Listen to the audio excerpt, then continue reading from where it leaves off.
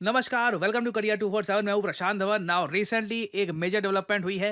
Russia ने अपने नागरिकों को ओपनली ये बोला है कि आप पाकिस्तान मत जाओ, पाकिस्तान में खतरा है। आज के समय इंडिया पाकिस्तान की टेंशन्स पीक पे है नाउ, और ये बात काफ़ी हद तक ठीक भी है। आप अगर सोच कर देखें, एलओसी में फायरिंग शुरू हो चुकी है, सीज फायर का मजाक बन के रह गया है। भारत ने आक्रमण नाम का एक युद्ध अभ्यास स्टार्ट कर दिया है अपनी एयरफोर्स के साथ।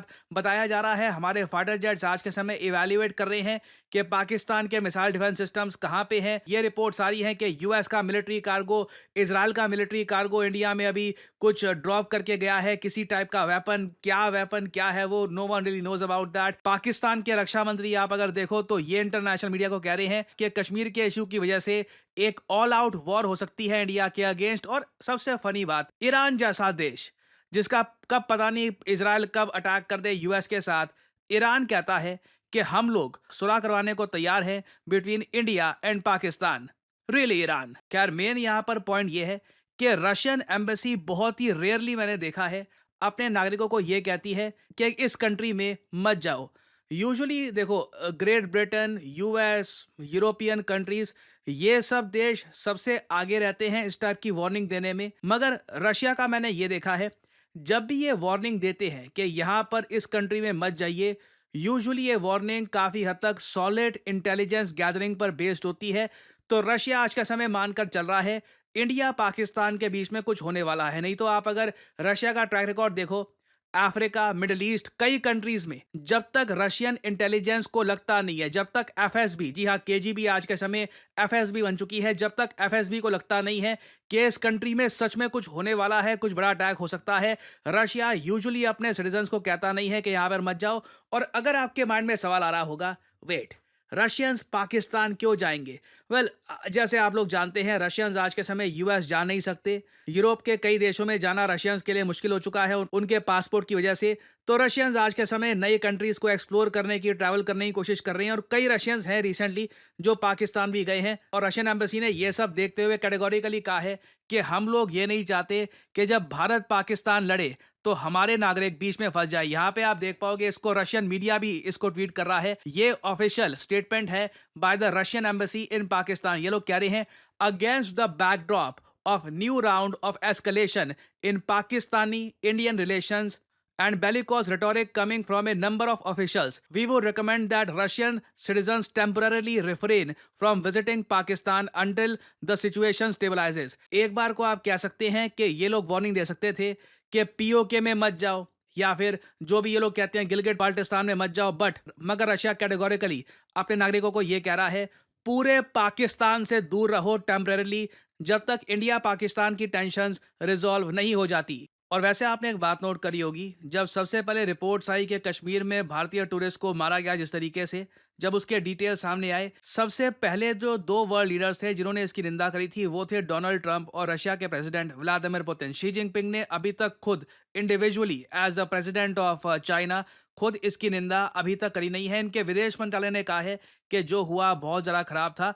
मगर मैंने एक बात नोट करी है, रशियन मीडिया में और चाइनीज मीडिया में, दोनों जगह दोनों कंट्रीज के जर्नलिस्ट प्रॉपरली नोट कर रहे हैं कि यूएस किस तरीके से बढ़ चढ़ के भारत के सपोर्ट में बात कर रहा है, स्पेशली करंट ट्रंप एडमिनिस्ट्रेशन। आपने तुलसी गैबर्ड का नाम सुना होगा। आज के समय यूएसए की सारी जो इंटेलिजेंस एजेंसीज हैं ये संभाल रही हैं। इन्होंने रिसेंटली एक बहुत बड़ी स्टेटमेंट दी है। इन्होंने कहा है, we stand in solidarity with India in the wake of horrific Islamist terrorist attack. ये जो तीन शब्द है ना, ये इकट्ठा भारत के भी कई नेता इस्तेमाल नहीं करते। एक्चुअली एक सबसे अजीब बात मैं आपको बताऊं, आज भी वेस्टर्न मीडिया में, इवन कई इंडिया के जो पॉलिटिशियंस हैं, कई जर्नलिस्ट हैं, कह रहे हैं कि गनमैन ने अटैक कर दिया कश्मीर में। आतंकवादी नहीं बोलते, टेररिस्ट नहीं बोलते, बोलते हैं गनमैन ने अटैक कर दिया। इधर यहाँ पे आप लोग देख पाओगे, गनमैन इन कश्मीर। गनमैन क्या होता है? बोलिए आतंकवादी।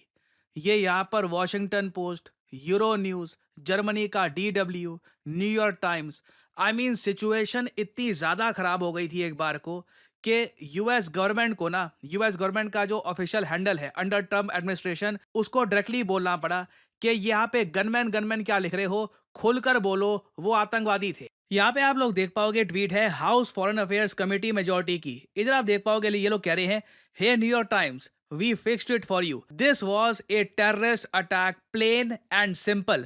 Whether it's India or Israel, when it comes to terrorism, the New York Times is removed from reality. कितनी अजीब बात है देखिए आज के समय यूएस गवर्नमेंट के ही जो ट्विटर हैंडल हैं ये खुल के आज के समय अपने मीडिया की आलोचना कर रहे हैं और जहां भी न्यूयॉर्क टाइम्स ने लिखा है गनमैन या मिलिटेंट्स, ये मिलिटेंट कार्ड के साफ साफ लिखा है यहाँ पर बोल्ड शब्दों में टेररिस्ट, दे वर टेररिस्ट। और रशिया में देख रहा हूं ये बात प्रॉपरली ऑब्जर्व कर रहा है। रशिया के जियोपॉलिटिकल एनालिस्ट ये ऑब्जर्व कर रहे हैं कि यूएस किस तरीके से आज के समय भारत का साथ दे रहा है। इजराइल के लेवल पे तो नहीं बट ऑलमोस्ट आप कह लीजिए धीरे धीरे वहां पे हम पहुंच रहे हैं जहां पर यूएस गवर्नमेंट हर तरफ से बैक कर रही है इंडिया को।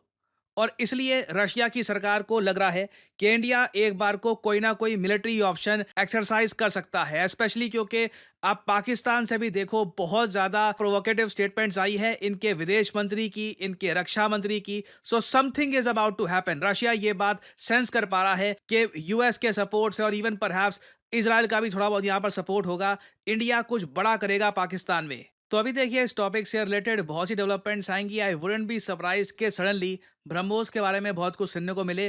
तो इस टॉपिक से रिलेटेड डेवलपमेंट्स आती हैं कुछ तो मैं आपके लिए अपडेटेड वीडियोस लाता रहूंगा। फाइनली आपसे पूछूंगा यहाँ पर मैं एक सवाल, हाल ही में वो कौन सी अमेरिकन स्टेट है जो इकोनॉमी के मामले में, नॉमिनल जीडीपी की बात कर रहा हूँ, इसने जापान को भी बीट कर दिया है to become world's fourth largest economy. ऐसा नहीं है कि कंट्रीज की लिस्ट में अब ये अमेरिकन स्टेट आ जाएगी, वहां पे कंट्रीज को ही काउंट किया जाएगा, यूएस टॉप पे होगा। मगर जिस तरीके से ये अमेरिकन स्टेट अब 4 ट्रिलियन से भी ऊपर की इकोनॉमी बन चुकी है, इट इज़ क्वाइट इंप्रेसिव। आपको यहाँ पे बताना है कि वो कौन सा अमेरिकी राज्य है जिसने रिसेंटली जापान की इकोनॉमी को भी बीट कर दिया है जीडीपी नॉमिनल टर्म्स में। ये है यहाँ पे आपकी ऑप्शंस, टेक्सास, कैलिफोर्निया, ओहायो या फ्लोरिडा। कमेंट सेक्शन में करिए उत्तर।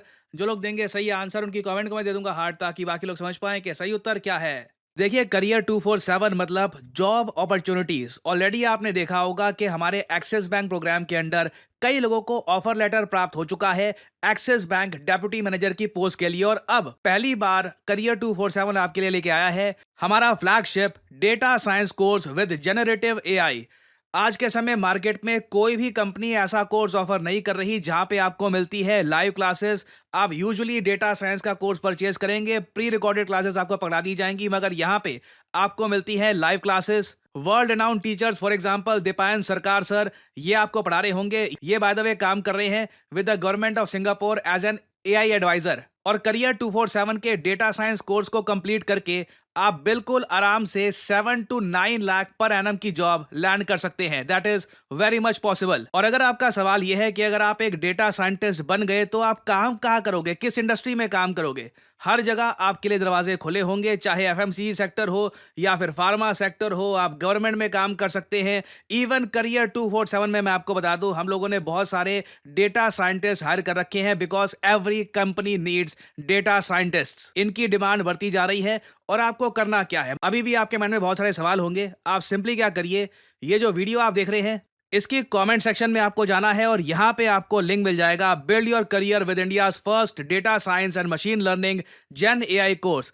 इस लिंक पर करिए क्लिक। यहाँ पे आपके सामने ये पेज खुल जाएगा। यहाँ पे अपना नाम, ईमेल, फोन नंबर और ऑब्वियसली यहाँ पे कोड डालिएगा PD10, ताकि आपको डिस्काउंटेड रेट पर ये कोर्स ऑफर हो। कोड आप अगर नहीं डालेंगे तो जो भी आपको प्राइस ऑफर किया जाएगा इट विल बी एलिवेटेड। तो मैक्सिमम डिस्काउंट पाने के लिए यूज द कोड PD10। हमारी तरफ से आपको कॉल आएगा, you can ask your question. और अगर आप खुद को देखते हैं as a data scientist in the future then you can start with career 247 data science and machine learning with generative AI course. ऐसा कोर्स आपको वैसे मार्केट में मिलेगा नहीं, विद लाइव क्लासेस और साथ में आपको वेरियस और टूल्स भी मिलेंगे। और बाय द वे इस कोर्स से रिलेटेड और जानकारी मैं वेरियस और वीडियोस में आपको देता रहूंगा। सो अगर आप इंटरेस्टेड हैं use the code PD10 and get in contact with the career 247 consultant. और इसी नोट के साथ यह है वीडियो का अंत। Thank you for listening and as I always say, may the gods watch over you.